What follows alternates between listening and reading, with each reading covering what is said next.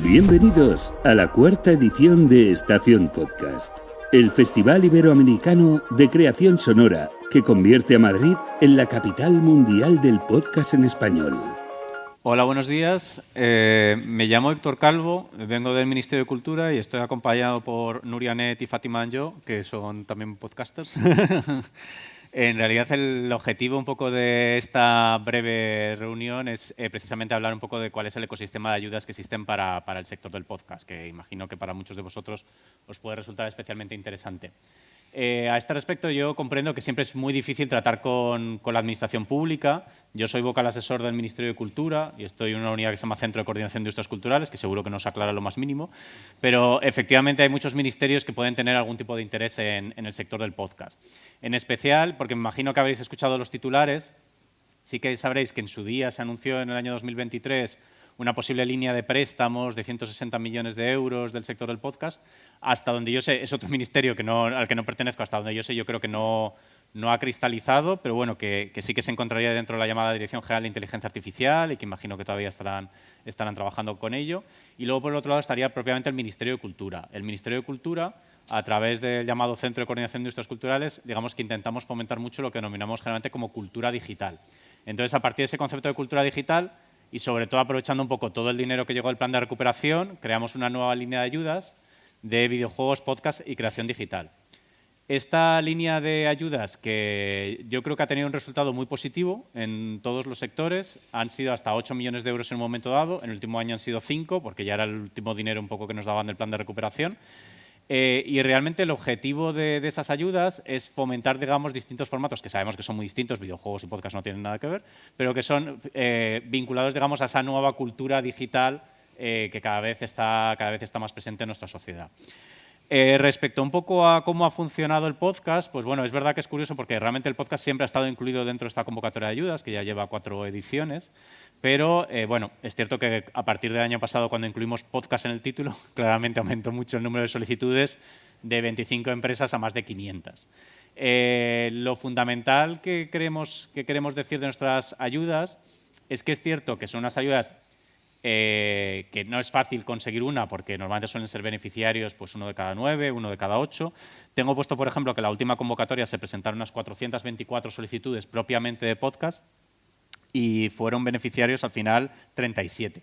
Entonces, estamos hablando de 1 de cada 10, 1 de cada 11.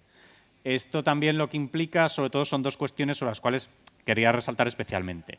Que nosotros financiamos sobre todo proyectos de carácter profesional, sí que nos ha ocurrido muchas veces con las solicitudes de podcast, y estoy seguro de que no es el caso de ninguno de los presentes, pero bueno, que hay mucho más que se anima a presentar una solicitud de carácter amateur, que cree que puede hacer un podcast desde su casa tranquilamente y que puede recibir una ayuda al respecto. Entonces sí que hemos notado que frente a otros sectores, pues el sector del podcast tiene mucho ese intrusismo. Entonces al final también muchas de las solicitudes que sí que entran son solicitudes de proyectos de carácter profesional.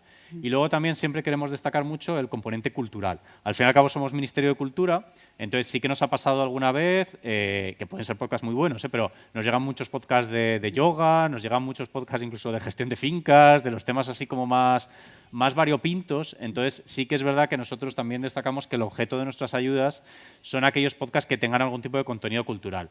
¿Qué entendemos por contenido cultural? Por explicarlo así brevemente, diferenciaríamos podcast de ficción y de no ficción. En el caso de podcast de ficción o de carácter como un poco más narrativo, se ve bastante claro, porque esto es igual que financias una película de cine o igual que financias un libro, realmente financias los podcasts de ficción. Entendemos que es cultura per se, es un producto cultural. Podcast de no ficción, siempre entendemos que tienen que tener algún tipo de relación o interés cultural, algún tipo de relación con las materias que son competencia de cultura, de arquitectura, de libros, de cine, de teatro, o que también apelen, digamos, de historia, o que también apelen, digamos, a ciertos componentes, como puede ser el caso de la diversidad cultural, de ser expresión un poco de esa diversidad cultural o de dar voz, ¿no?, también en consonancia con lo que se denominan generalmente los derechos culturales. Entonces, todo aquello que sea competencia de cultura entraría dentro de ese abanico de podcast de no ficción.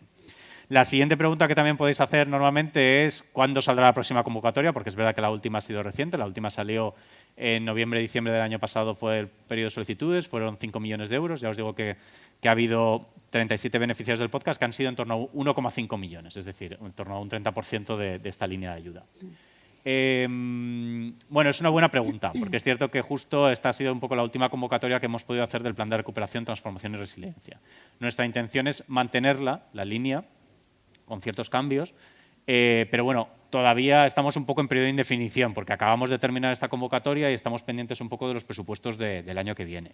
La idea es convertirla en una convocatoria ordinaria, porque hemos visto que es una convocatoria muy competida, es una convocatoria en la que hay proyectos de mucha calidad y que creemos que es necesario mantenerla en el tiempo. Pero no sabemos decir qué cuantía total habrá. O sea, por nosotros lo ideal sería intentar mantener esos 5 millones de euros que hay, pero también sabemos que el presupuesto de cultura no siempre suele ser lo más idóneo, hay que repartir, entonces habrá que ver un poco de cara al año que viene. También de las fechas, nuestra intención sería hacer un poco igual que este año, convocarlas a finales de año, quizás a principios del siguiente, pero también dependemos un poco de que si hay proyecto de presupuestos generales del Estado, no hay proyecto de presupuestos generales del Estado, si no hay, entonces dependemos de modificaciones presupuestarias que tardan en tramitarse. Sin embargo, sí que es cierto que si la convertimos en una convocatoria ordinaria es probable, y esto os hablo siempre un poco en indefinido porque todavía queda mucho por destacar, que seguramente sí que apliquemos un poco otras reglas, digamos, que sí que solemos usar en otras convocatorias de ayudas. Ya en este año se han aplicado los porcentajes de cofinanciación. Cuanto más ayuda pides, también pedimos una mayor aportación ajena. Las ayudas ordinarias nuestras generalmente son hasta 50.000 euros, no eran hasta 80.000 como permitían el plan de recuperación. Y luego también, en otro sentido, también es cierto que nuestras líneas de ayuda ordinaria, generalmente el plazo de ejecución, que en este caso sí que ha sido de enero a diciembre, normalmente en nuestras líneas ordinarias aplicamos un plazo de ejecución de julio a junio. ¿Por qué hacemos esto? En realidad lo hacemos porque, como sabemos que el plazo de tramitación de las subvenciones suele llevar muchas veces más de 6 meses, para comernos cuanto menos plazo de ejecución posible, mejor. Si empezamos a tramitar una ayuda en torno a enero, sabemos que igual la resolución provisional pues puede salir, al menos ya sabes si puedes recibir la ayuda o no, ya saldría en torno a mayo, el pago ya puede ser en torno a julio y todavía tienes hasta junio del año siguiente, incluso si van mal las cosas y el pago es en septiembre o octubre, todavía tienes bastantes meses, digamos, para ejecutar el proyecto. Entonces yo creo que esa también sería otra de las innovaciones que incluiríamos. Y también estaríamos pensando en incluir criterios diferenciados, porque es cierto que un poco a partir de la gestión del día a día hemos tenido un poco que aplicar criterios que no siempre son asimilables a videojuegos y podcast a la vez, entonces pues seguramente también intentaremos establecer esos criterios diferenciados. Al margen de eso, sí que os pedimos que os organicéis, que reivindiquéis, que realmente también deis fuerza, porque efectivamente yo creo que la inclusión dentro del presupuesto ordinario, la cuantía que esté determinada, será también por el propio interés que demuestre el sector, ¿no? Por nuestra parte, creo que estamos encantados y por eso insistimos tanto, ¿no?, en que salgan estas ayudas, pero yo creo que siempre que lo insistáis a través de asociaciones o a través de vosotros mismos, pues siempre va a escucharse mejor. Y yo creo que en realidad, no sé cuánto tiempo me queda, si mucho o poco, pero bueno, que yo creo que doy paso a mis compañeras, porque en realidad también el objetivo un poco de estas sesiones es que veáis personas que realmente han pedido la ayuda, que la han conseguido, a través de qué proyectos, que os cuenten su experiencia para bien o para mal, porque también sé que una de las personas que está aquí lo consiguió un año y no otro, o sea que eso también es verdad que se aprende, yo creo que es útil comentarlo y puede criticarnos todo lo que sea, sin ningún problema. ¿Tú lo ganaste a los 2 años? No, es que al segundo no me he presentado. Okay. Pero bueno, que en todo caso sí que es cierto que también os decimos que es verdad que nos gustaría tener más presupuesto. Hay veces que siempre pedimos proyectos específicos, pues siempre cuando es un mismo proyecto, repetirlo varios años suele ser más difícil entrar. O sea, es uno de los motivos por los cuales suele ocurrir a veces esta circunstancia. Pero bueno, siempre creo que estas ayudas siempre pueden suponer un empujón, sobre todo a proyectos incipientes. Siempre de personas que también tengan una trayectoria profesional previa, porque ahí digamos que eso también lo tiene en cuenta la Comisión de Evaluación, y que creemos que por tanto es un instrumento útil porque es a fondo perdido. O sea, realmente el dinero que os damos, luego habrá que justificarlo de acuerdo con las plantillas que nos mandéis, pero que realmente es dinero que recibís directamente y que luego no tenéis que devolver, no es una línea de préstamos. También os decimos, cuando presentéis, leed bien la convocatoria, leed bien los criterios de evaluación, intentad plasmarlos en la memoria, que hay veces que hay proyectos que pueden ser interesantes, pero te cuentan solo la idea, pero no te lo aterrizan a la convocatoria aburrida, burocrática, los objetivos que nosotros planteamos y que nosotros vamos haciendo check y contando puntos. Y sobre todo tened mucho cuidado con el presupuesto, con la plantilla del presupuesto. Porque ahí es verdad que si está mal la plantilla del presupuesto, como la justificación no va a poder estar bien, eso resta muchos puntos, ¿vale? O sea, el hecho de que haya errores dentro del presupuesto es algo que suele sentenciar bastante a una solicitud de cara a recibir la ayuda, ¿no? Y en todo caso, lo que necesitéis, me quedo un rato ahí fuera, o sea que después de la charla también podéis preguntarme las dudas que tengáis. Gracias, Héctor. Tengo una pregunta. Sí. Cuando no recibes la ayuda, ¿se puede buscar la explicación por qué? Sí, por supuesto. O sea, sí que podéis escribir a ayudas.industriasculturales@cultura.gov.es.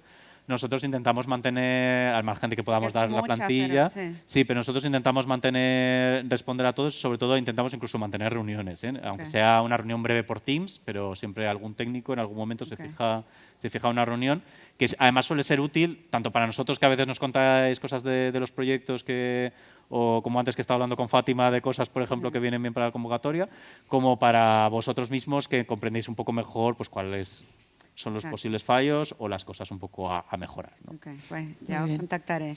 Bueno. Pues cuento brevemente el proyecto del que me beneficié, que se llama Las Cosmos. Mi nombre es Nuria Net, soy periodista, soy productora de podcast. Ya llevo más de 6 años haciendo podcast a nivel profesional con mi productora que se llama Shake It Easy Media. Hacemos muchos podcasts narrativos, documental, bilingües, español-inglés. Pero me presenté a esta convocatoria porque tenía un proyecto muy especial, muy personal, de carácter más comunitario y cultural, que se llama Las Cosmos. Yo me mudé a España hace 8 años, venía de Estados Unidos, de haber vivido en Miami, y al llegar aquí me doy cuenta que hay una comunidad latina muy grande, muy creativa, de gente haciendo muchas cosas a nivel cultural, ya sea en la moda, en la música, gastronomía, a nivel artístico, y quería conocer más estas personas latinas como yo, y además de conocerlas, quería crear una comunidad. Entonces, eso es lo que me ha permitido estas ayudas. Lancé el podcast de Las Cosmos en septiembre pasado.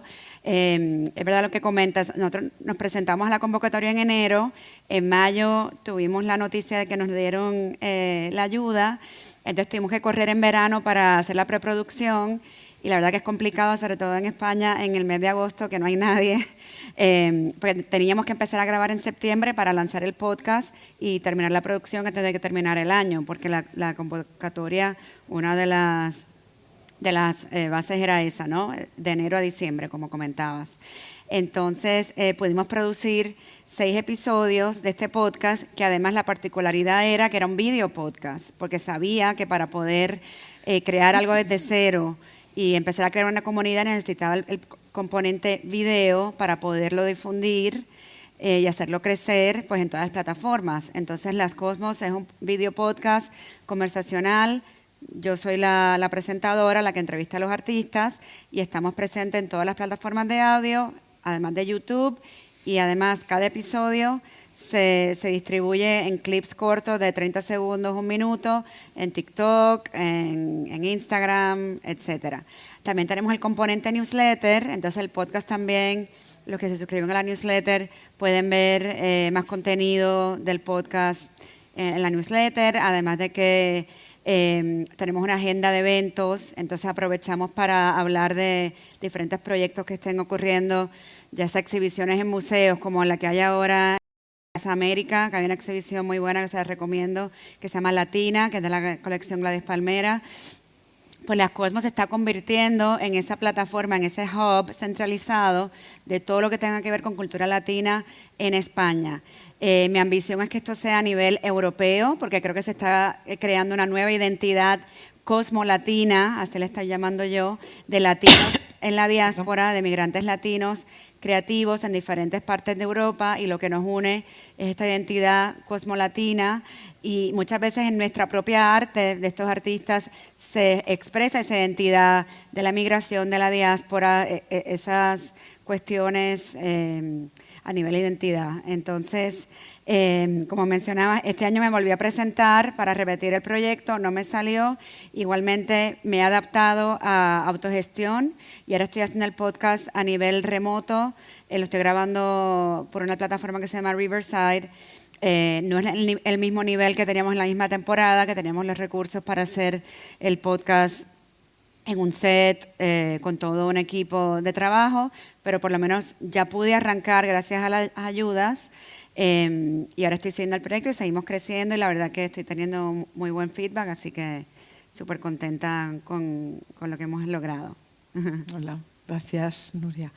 Bueno, mi nombre es Fátima Anjo, soy gestora e investigadora cultural y me presenté a un proyecto, por la parte española en un proyecto que es transnacional, que es en cooperación con otra productora que tiene lugar en Europa, que se llama Rombo Podcast y que tiene lugar en Europa y también proyección en Latinoamérica. Tuvimos la suerte de recibir 80.000 euros de esa convocatoria y bueno, para nosotros ha sido clave porque es un proyecto muy ambicioso, muy comprometido, que exigía muchos recursos y también con el objetivo de terminar constituyendo una organización para el desarrollo en el tiempo de este proyecto, que paso a exponernos muy brevemente. Bueno, es un proyecto transmedia cuyo núcleo son los podcasts, cuyo núcleo es la narración como elemento de transformación y que se centra sobre todo a través de la recuperación de la historia y de la vida de mujeres que no han sido suficientemente conocidas o no lo son suficientemente conocidas para ponerlas a disposición de la población general del mundo de habla en español, pero con una proyección especial hacia los jóvenes y también con una extensión en el mundo educativo. Entonces, los elementos se organizan a través de series y temporadas y los elementos por episodio son el podcast narrativo documental entre 20 y 30 minutos, pero después hay otro fragmento más corto. Un podcast entrevista en profundidad ya con expertos o expertas que hablan de la vida de esa mujer, pero el núcleo es ese podcast narrativo ficcionado que a través de esa ficción abre la puerta a conocer a mujeres en la historia. Luego hay vídeo y audioclips, soportes gráficos y el material educativo para que estos podcasts se puedan utilizar en el entorno educativo como elementos de entrada en distintos ámbitos de la historia, de la filosofía. Tal. Nuestro público objetivo, ya os digo, que es toda la comunidad de habla en español y con un especial interés hacia los jóvenes entre 15 y 35 años. Y la producción es narrativa, ficcionada y con mucha calidad y con una estructura narrativa que supone una cierta intriga y un desarrollo narrativo. Bueno, esta primera convocatoria hemos hecho 2 series, una que se llama Rompedoras de Cadenas y que son mujeres que abrieron la puerta a la adquisición de nuevos derechos, bien sea para los trabajadores, los derechos humanos, los derechos de los esclavos, y también otra que hemos llamado Tremendas, que son mujeres que no aceptaron los límites que se les imponía en su momento y que entonces sobrepasaron estos. Cada una de las series tiene 8, pueden extenderse en el tiempo, pero tiene 8 episodios narrativos y otros 8 episodios de entrevista en profundidad. La primera temporada, como os digo, pues han sido mujeres como Olympia de Gush, Mary Wollstonecraft, Laura Tristan, Harriet Beecher Stowe, Harriet Jacobs, Matilde Francisca Haneke, Concepción Arenal y Susan B. Anthony. Estas son las carátulas de los podcasts. Y la segunda de Tremendas, María Malibrán, Gertrudis Gómez de Avellaneda, María Guerrero, Carmen Angelotti, Isabel Oyarzábal, Ángela Ruiz Robles, Margarita Lacoma y Lili Álvarez. Y esta es la segunda serie. Uno de los elementos, porque luego os voy a decir un poco cuáles creo que fueron los puntos fuertes, pues es el equipo que es el equipo de producción de podcast que está en Alemania, que lidera Franco de Ledone. Yo que me he dedicado sobre todo a la gestión y la generación de contenidos culturales. En fin, un equipo profesional. El equipo de guionistas son todas mujeres, mujeres muy reconocidas. La composición musical, sobre todo liderada por Eva Gancedo, que es la primera mujer que ganó un Goya por la banda sonora para una película. También el diseño gráfico y todo el desarrollo técnico de la web y tal, también está todo desarrollado por mujeres. ¿Qué puntos fuertes creo que tenía nuestro proyecto? Pues por una parte el valor cultural y artístico, en el planteamiento de contenidos, el impacto también, la proyección social y cultural hacia también el mundo educativo, el mundo editorial, la calidad de la producción. Hemos hecho todo grabaciones con actores y actrices de voz profesionales en estudio. cómo potencia la presencia de las mujeres en diversos roles de la industria, el componente internacional hacia Europa y hacia Latinoamérica, también la trayectoria y la capacidad del equipo por llevar adelante el proyecto, puesto que Rombo Podcast ya tiene una trayectoria larga en podcast y por mi parte en la generación de contenidos culturales, y también el modelo de financiación y explotación económica que presentábamos. Bueno, y un poco los resultados. Bueno, pues durante unas semanas ocupamos el puesto 61, ahí no lo tengo porque no lo imprimí, el puesto 61 en toda España, el 41 en podcast documentales. Y bueno, pues ¿cuál ha sido la forma narrativa? Por ejemplo, este caso, que es el de Ángela Ruiz Robles, que es una mujer que en el año 49 creó lo que se considera el antecedente del ebook, que fue la Enciclopedia Mecánica, una profesora de Ferrol, y nos hemos llevado su historia a una joven que hace diseño de animación y que se tiene que ir a Los Ángeles a hacer una propuesta para el 20 aniversario del Kindle, ¿no? Entonces, ahí intentamos a través de este relato contar la historia de Ángela Ruiz Robles y conectar con un público más joven. Creo que ya nos han consumido el tiempo. ¿Nos hemos consumido el tiempo?